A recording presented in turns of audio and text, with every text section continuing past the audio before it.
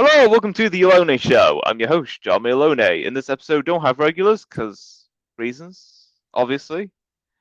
As for our guest, she's currently in Cleveland, Ohio, but she's originally from Youngstown. We'll never know where that is. She is a decorating, but also works in real estate. One of the two, at least. Ladies and gentlemen, I give you Rosemary Colucci. Hi, thank you for having me on. Hello, everybody. I have a compelling story I'd like to share with you about corruption at a local level and how it reaches to the national level. Here's my story. Here we go. So, I was married, happily married, three wonderful children, living the what I call the American dream. And all of a sudden, there's a knock at my door. The first knock is this: Rosemary, your husband's in big trouble. Really? What did he do? Well, we believe that he gave money for a sheriff from a well-known real estate developer, and the real money came from the mob. I said, how much was the money? And the FBI agent said, $5,000. I go, well, that isn't true. I said, that was our money. He goes, how do you know? And I said, because I almost divorced him over because I wanted a minivan. So then my husband was helping a well known congressman named Jim Trafficant, and the FBI called him up along with me. And they told him that his IRS debt was going to become criminal if he did not back off of James Trafficant. And my husband agreed at that meeting, but went back, and Mr. Trafficant reached back out to my husband, who had the utmost respect for the man, as well as that whole community did. And so he went against the federal prosecutor, and he went up there and he helped them. And he was seen on TV, and people locally, a judge, a federal judge locally, uh, got immediately was on this and wanted to try to indict him for taxes. So the jury refused the indictment. He had a grand jury, secret grand jury, that refused to indict him for willful non-payment of taxes, which is the same thing Hunter Biden is being charged with. Then they came down, threatened us both, and said that if he didn't take the plea, they would take our kids away from us. Now, I had a hard time believing that. I remember telling the a lawyer that represented my husband, who I have no respect for, I'm going to say it because I feel that he really, really did a horrible job. Ineffective counsel. I think he was in on things with but at any rate. So the next thing was he had to take the plea. He goes to jail. They give him they tell him it's 8 months to take the plea. He'll be out in 8, and he can go to Elkton, which is very close to Youngstown. So he takes the plea. We get up to Cleveland. Up there, this same attorney who ends up becoming a special prosecutor. How would you like to have this guy prosecuting your cases? Goes up there. He goes up there, and he on the way up there, he drives us up. He says, well, Mark, you had letters of recommendation, good recommendations for your hearing today, and I took them out because they're inappropriate to have judges talking and recommending you for other judges. So I took the letters out. Mind you, this a month prior to that, Mark's lawyer, a co-lawyer that was working in his office, called me up and he said, Rosemary, you have something to do here. I said, what's that? He said, you got to have your kids write a letter to the judge. I said, why? He said, just trust me on this. To this day, I don't know how he knew. So I got my kids, and he said, make sure you mail it yourself. And I wrote the letter to the judge. We get to court, and she's decided she's going to step outside the plea agreement and charge him for 18 months. He's going away, and his law license is gone for life. Okay, gone. And he's not, and so he goes away. He's in jail. His clients are suing him for hundreds of thousands of dollars because the government didn't give a damn about his clients. They did not care that he had pending cases, took money that, as retainer, was working it off for these people. It got so ugly. They publicized this on TV. His own lawyer told the media that he was on alcohol and pills, and they show pill bottles. So, mind you, we have three young children that have to go to school. My son was being bullied at 7, you know. Just awful, awful. So we suffered a significant amount of emotional pain, my kids, and a lot of financial problems. And then I have to take a job. So I'm this all American. I wasn't a Karen ever. I was like the coolest mom. I loved everybody, still do today. I'm not a bitter woman, I'm a better woman. But I am angry on one thing, that I hear this president constantly talking about white supremacy and white privilege, and his son's the poster child of it. Because in this case, the Supreme Court, imagine the Ohio Supreme Court came down with the ruling that Mark Colucci could never, ever give an opinion of law again. He's not allowed to work as a law clerk. He's not allowed to work as a paralegal. And mind, this is taking somebody's constitutional rights. He has a 7-year degree. He's an attorney. It's called a doctorate of laws degree, okay? A Juris Doctorate. You go to college for 7 years. How could the government be this corrupt? I want to know. So I go and get my first job. My brother comes to me and says, Sis, you got to get a job. You got 3 kids. They're taking your house. You're losing everything. I go get a job. I lost my mother. She lived with me. My kids were crying. Why does grandma got to go? Well, kids, mom can't afford nothing. We learned to. So I had walked into the bank. I said, Could you guys help me? They said, The most we'll lend you is $50,000. I said, Oh my God. We went from living in a beautiful house, beautiful life, to now, where am I going to live? What are we going to eat? I'm one person. So I get my first job. Lo and behold, my brother tells me I'm going to be a CO. I thought I was going to be a computer operator. So I tell my kids, Hey, we're going to dinner. Mom's going to take you out to dinner. I got a job. We're all celebrating. And I'll never forget that meal. I wouldn't let them order pop. Normally, I'd order a picture of it for the kids. We ordered water, but we made it out to eat. And we had to learn a whole new life. We learned to appreciate air conditioning. I got my 50,000. I bought a house. It was in an awful neighborhood. My kids were bullied. I was a single parent for the first time. I respect people that love their kids and are single parents. I never realized I had to work, and my job was not a computer operator. I walk into the job. It was a federal penitentiary. I paid good money back then. I think it was like $15 an hour. And I go in thinking I got the greatest job in the world, and we're in a pool, and they stand up. You have to tell your name and why you're there. And I said who I was, and I said, I'm going to be a computer operator. Next thing I know, they have me come out in the hall, and the warden comes down, and the chief of security comes down. He says, Rosemary, do you know what your job position is here? I said, I'm going to be in the computer operator. He said, No, you're going to be a corrections officer. I said, What? He goes, Do you know what they do? I said, I think they guard prisoners. And so they said, Okay, this is training. We have no prisoners here yet. They'll be here in about 6 months, and we're going to get you ready. I said, Okay. They maced me. I thought I was blind. I was on the ground screaming. It was an experience. They wouldn't let me go to the gun class because they said she's liable to shoot everybody but the person or the target. So I really grew a family with these people. It was a private prison. And finally, the inmates came. And honestly, I got a new respect for inmates. I learned that sometimes the prison guards should be the inmates and the inmates should be the prison guards. And the kids went to school, and here we are today. Fast forward to today, my 2 daughters are attorneys. One's a prosecutor, believe it or not, and my son's a big real estate investor. He does a lot of real estate across even the world. Okay, he has clients. He has a portfolio. They're going to interview him for Forbes magazine. He's 26 years old. I'm so proud of my kids. But we learned, I'll never forget, it was 90 degrees. We had no air conditioning. I had the oven on. My kids were sweating. We're fighting over the bathroom. We lived in a slab home with a drug addict next door that was robbing us blind. I was afraid of him. I was afraid to go to work. It was just an awful, awful time in our lives. But here we are today, and I bring this up now because my daughters have come to me crying. Imagine their daughters of their father was a great, brilliant attorney, and they came to me and they said, Mom, is there anything you could do to help us get Dad his law license back? And I said, I don't know. This happened because I had a power of attorney over him, so his lawyer should have asked me about this, and he never did.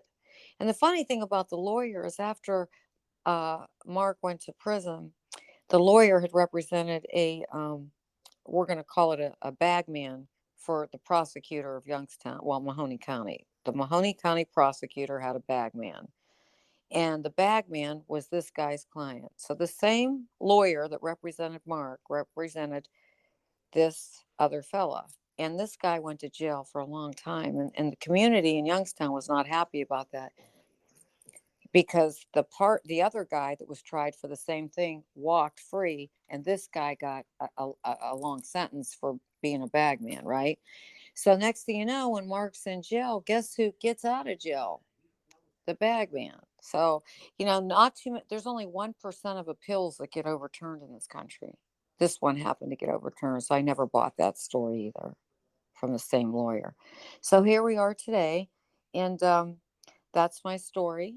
And then I went from that job. My brother rescued me from the prison and said, "This is not going to work out. You don't know what you're doing there."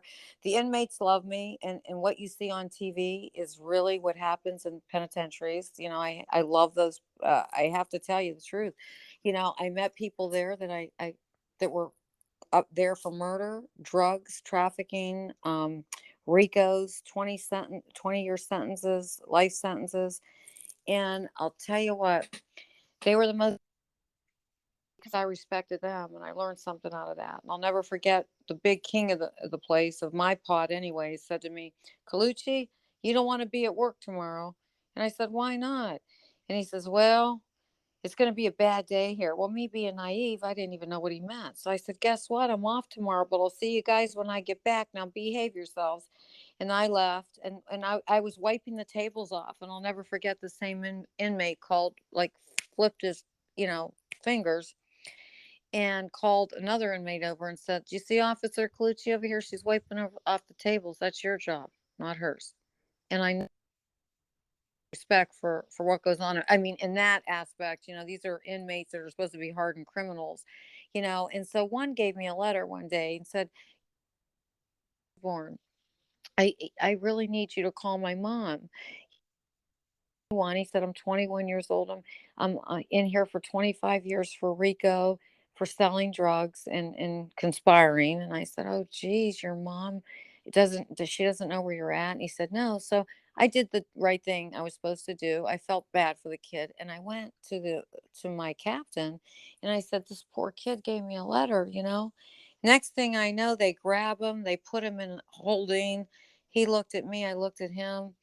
I cry. I left there crying, and I never went back to that job. And I ended up at Mahoney County Job and Family Services, where I put in 10 years answering phones, waiting on people with welfare, being discriminated against there. Believe it or not, I had a reverse discrimination case there that I won. I'm not allowed to disclose the amount, but it was just a history of being targeted, being a target, that if you're not in the good old boy system and you don't do what they say, you're finished. And that's what I believe happened and is happening today on the national level, not just on a local level. And in my case, it was local, and it goes on all the time, and people aren't aware of this.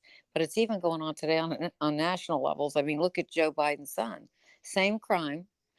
Even Mark's taxes were less than what Biden's kiddos. I don't understand all this. This one can't even give an opinion of law. He can't work in a law office. He can't be a clerk. I mean, how could you do that to somebody? You Yeah, know, that's you tell me. crazy. That's insanity. And he's Absolutely. afraid. Absolutely. And I have to fight for justice. I just have to fight for justice, and I'm not giving up. And wait, oh, I didn't even tell you this. 3 years ago, this same lawyer, I sent him a text. I thought we were friends. I helped him get elected to party. This same lawyer, I really thought was with us. We get him elected. We're with him. I find out he's talking a lot of garbage about my poor brother, who I'm not going to discuss his illness, but he has something wrong with him. And this same lawyer got him prosecuted. We're not going to get into that, but at any rate, so I sent him a text, and I said, "I can't believe you did this. You screwed your law partner.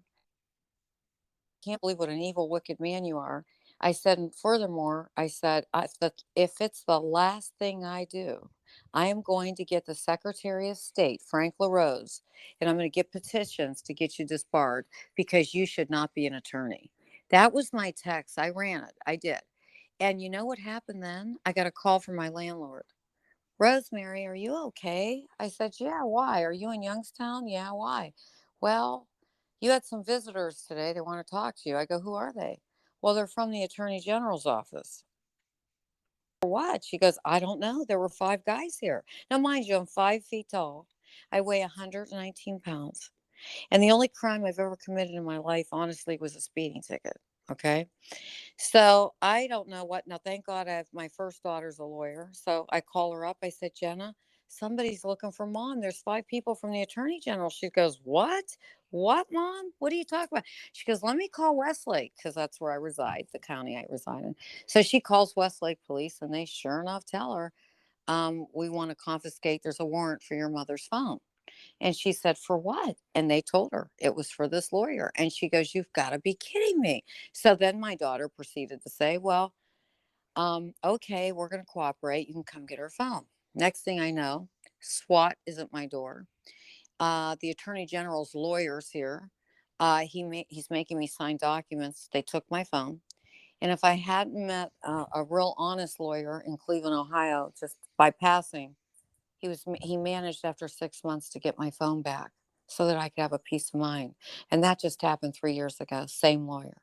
So I'm beginning to think this is really unfair. I'm very biased, obviously, and I want to see justice. I want somebody to hear this, help me, tell me how I get to the Supreme Court to get this man's license back for his daughters, for everything that's right, not corruption. These prosecutors need to be, nobody holds, let's look at the Department of Justice. I don't care. I think the law should be this.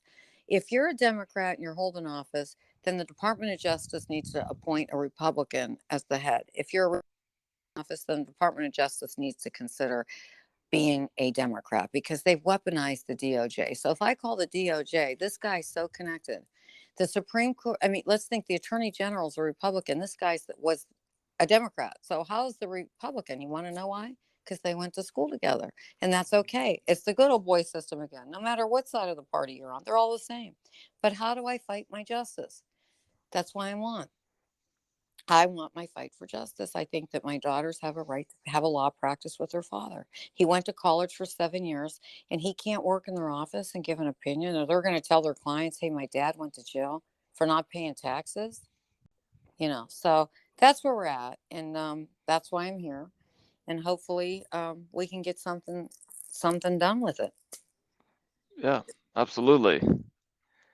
And given all of what you've said in your story, to all the listeners out there, what would you tell them if they ever get themselves into this kind of pickle ever?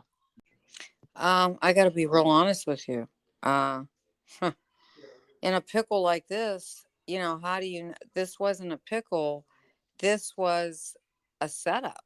And there's more to the story. I had a brother that was a county commissioner. The same lawyer gets on as special prosecutor, indicts him for a $200 crime. My brother wrote a book called Framed Innocence: My Fight for Justice.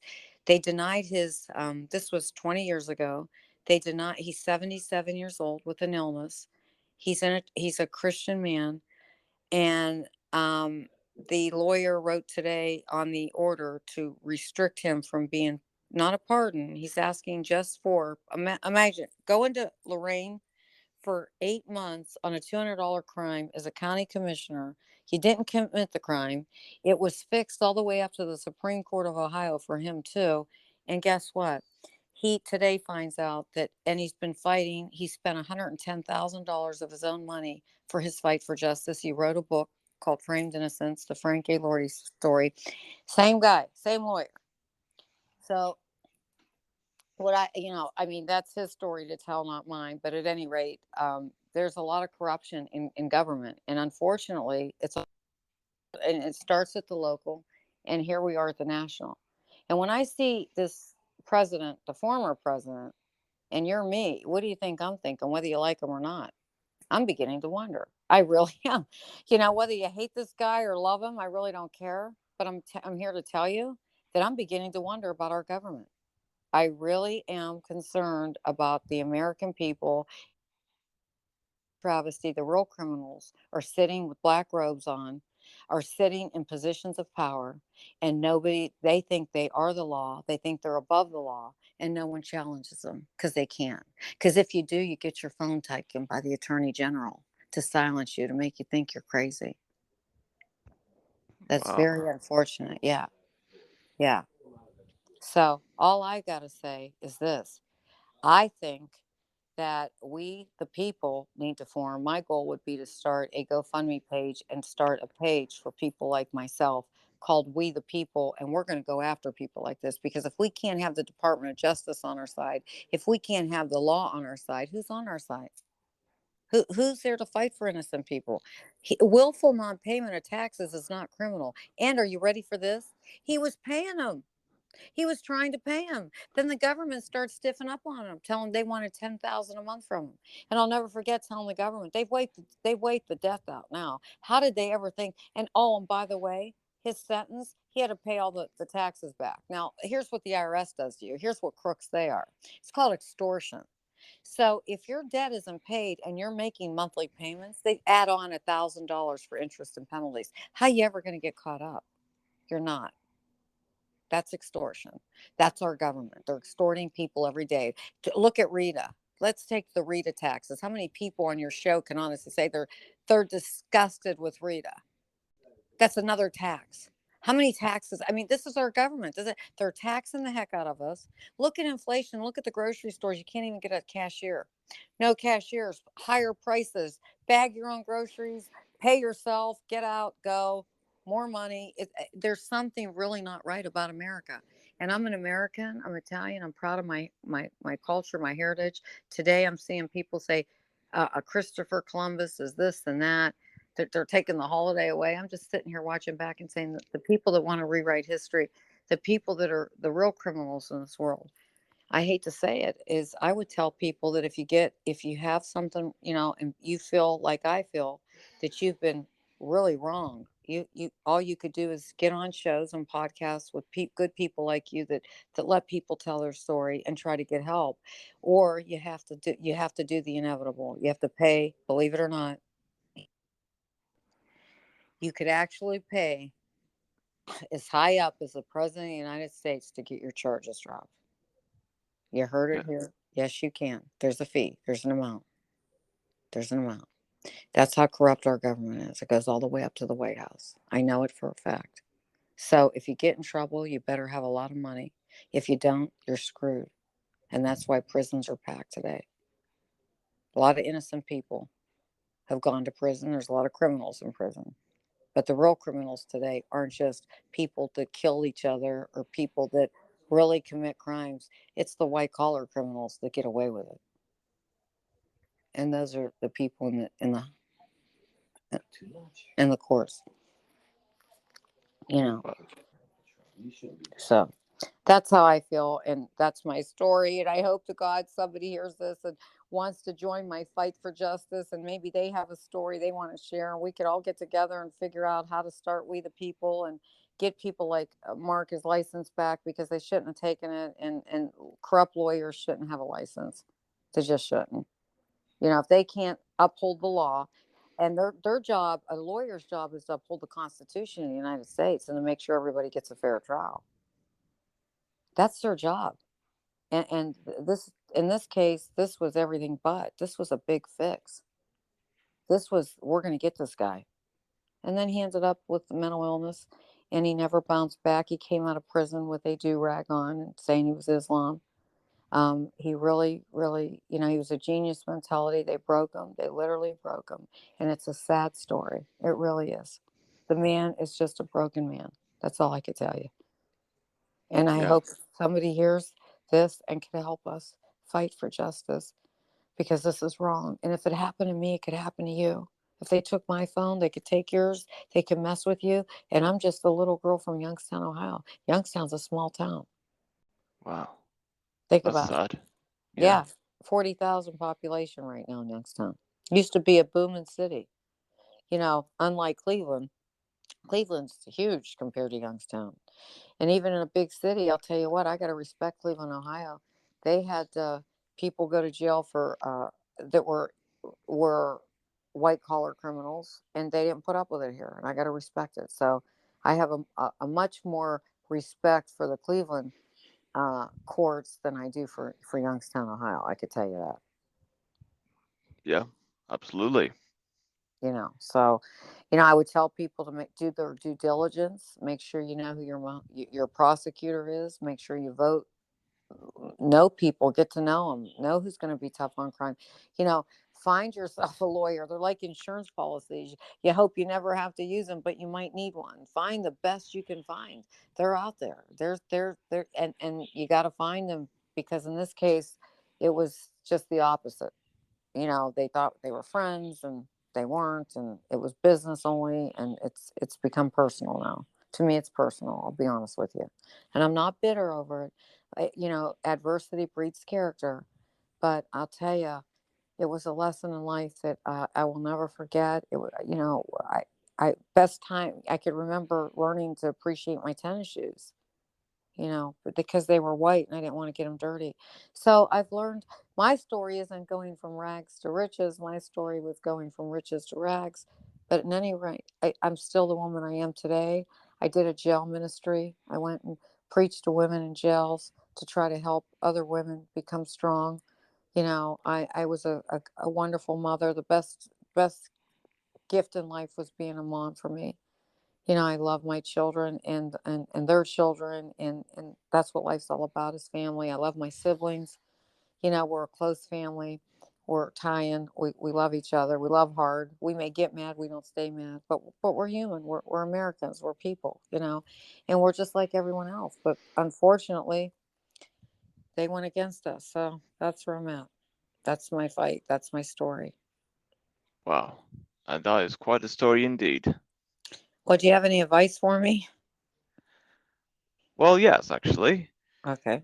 For the last few months, at least a year, I've looked at different news media outlets and the way they tell stories of different major world events. Mm-hmm. And what I took from it is that no matter how you look at it, there's always going to be outlets in the media that will either twist the truth to make it out as something else, or they just tell a flat out lie. But the thing is, you won't know if it's twisted, a lie, or if it's just they're just telling the truth as it is, because people rely on the news and mainstream media for information. Like, what other choice do we have? Where we go for information? And what I realized is you can't stick to one news outlet because you never know what the bias is. You have to look at multiple sources on the same story to see where the blind spot is.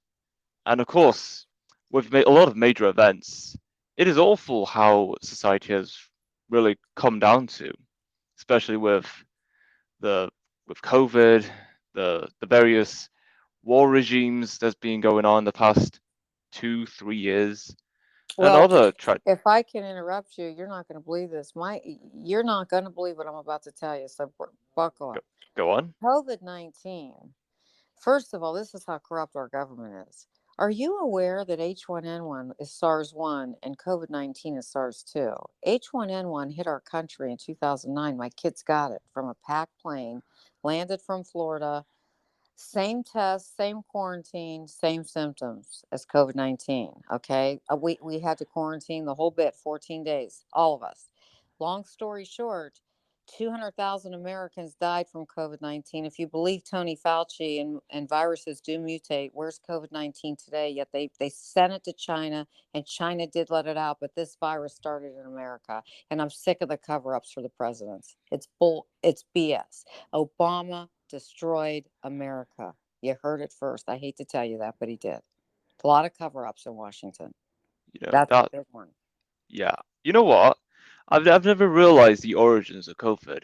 So I actually thank you for telling me that because it actually makes sense and it actually connects the dots I originally had to begin with. So knowing that, yeah, that really furthers the point about how society is going forward and yeah, of course, the obvious corruption, but of course, no one's gonna know about that Oh, because well, you know what? I did. If I wouldn't have known if my kids didn't get it. And then when COVID came, my son, again, is a big real estate developer. His name's Mark as well.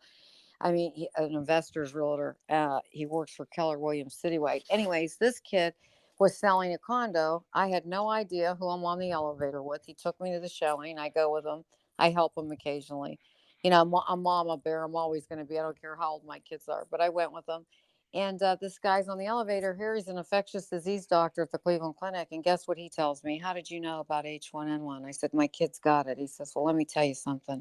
I wrote a letter. I was going, the Hospital, Cleveland Clinic Hospital had a round table of doctors. We got together. We wanted to see Obama. And guess what we were told? Obama said, this comes from a highly respected doctor that goes on Fox News and gives theories about um, illnesses like this and infectious diseases. And he said that Obama refused a vaccine in '09 because 200,000 deaths didn't warrant a vaccine. Also, I'm going to tell you something about Obama. In 2013, he had BLM Priscilla Hodges come to the White House. Now, you're Priscilla Hodges had to step down. The charity was a fraud. Okay, she did nothing to help the community. BLM goes up in flames.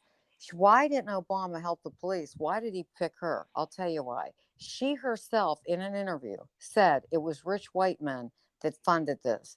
Think about that. Think about what she said. And she stepped down and bought three mansions with the money. No charges to her. Boy, if that was my charity, I'd be locked up for life. Let's face it, I might even get the electric chair.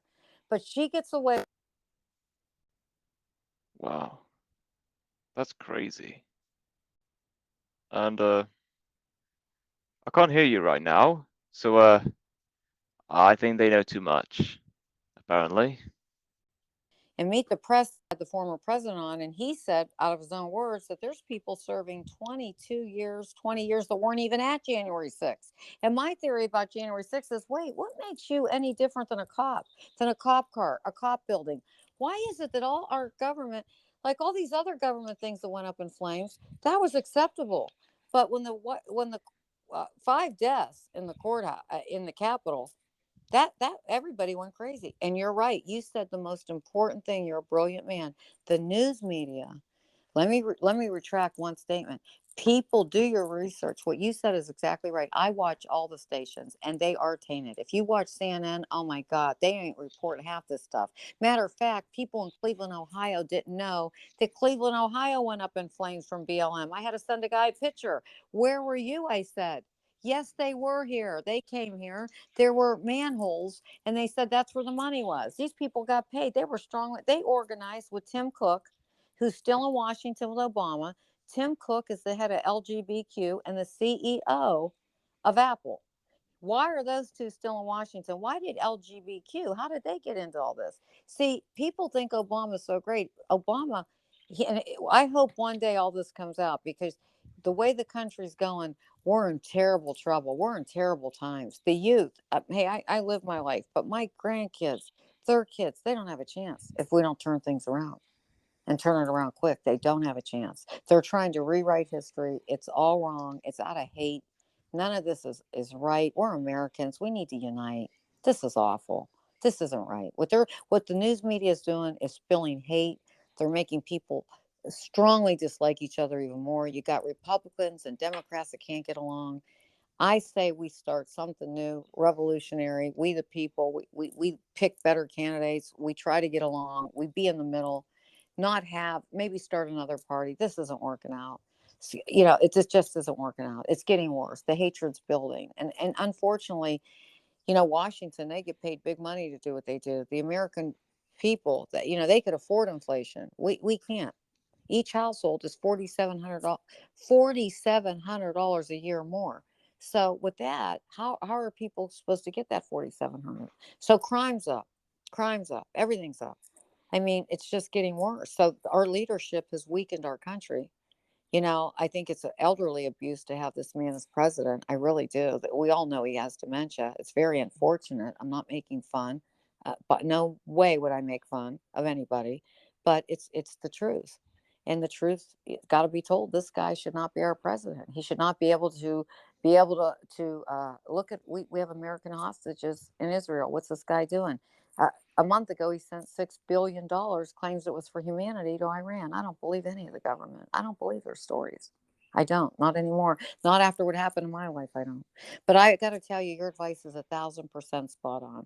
We need, the media is, they're part of the problem, not part of the solution, because they're adding fuel to the fire and they're tainting it because they're owned by BlackRock and companies like that, and they're going to have their way, and that's what's happening in our country, and it's very unfortunate. And all we could do is try to unite, start another group, take our march, take our group down to the DOJ and tell them we want them to be honest. We want to change. If I had to rewrite history today or rewrite law, I would say that would be two things definitely need to be done. If you're a Democrat and you're so that you're not weaponized. If you're a Democrat, the Department of Justice needs to be the opposite, because they can't be fair. You can't be the president of the United States and employ these people and think they're going to come after you. So that's why there's corruption. It's the good old boy system. You help me, I help you. In Cleveland, it's called play for pay. You're going to give jobs to people. It's done every day. Well, you're giving jobs to people. It's nepotism. You can't do it. You can't. It's not. I went to jail for 28 years. 28 years for giving jobs and taking kickbacks. So, if it's good for one, it's got to be good for everybody. Just like your kids, you're going to treat one different than the other? No. So, if we're going to put this into effect, we've got to stand up and we got to be heard. Our voice got to be heard. Because if not, if we just shut up and we're scared to talk, they're silencing us. They're dumbing down our kids. They're silencing us. It's terrible. Yes, it sure is. So I And think that your advice is great. I can't thank you enough for having me on your show. And I know we went over the 30 minutes, but I appreciate the opportunity. And I hope that we can do something in the future. And we're just going to keep yeah, on put my message out there and letting people hear the truth. yeah, absolutely. It's just been a fabulous episode. It's possibly an episode that's worth over 30 minutes. And of course, hearing your story sets a prime example of how society, and of course, many governments around the world, could impact us mainly Yes, for the worst, apparently. absolutely. Absolutely. If you're not in the good old boy system, you're done. I hate to tell you that. And they come in big numbers, they got big money, and it's hard to fight. It's hard to Yeah, fight. If they yeah, want you, they're getting you. And they're going to pick and choose who they're going to get. They could even get the president of the United States. That's how right. serious this gets. So they take you on a smaller level, but it went all the way to Washington. But they only pick and choose. Isn't it funny? The only two people that I know that got in any kind of trouble were two Republicans. Yeah, Nixon and this Trump. So, it makes me really, really wonder about, I was born and raised a Democrat. We were told to go in and vote straight D. As a woman I am today, I go in and I vote for the person, not the party, because it's corrupt. I hate to tell you. couldn't have said it better myself. Thank you. Thank You're you. welcome. And I And appreciate you having me on, and I hope that we can do something bigger in the future and make something happen. yes, absolutely. And with all that being said, until next time, stay tuned for more.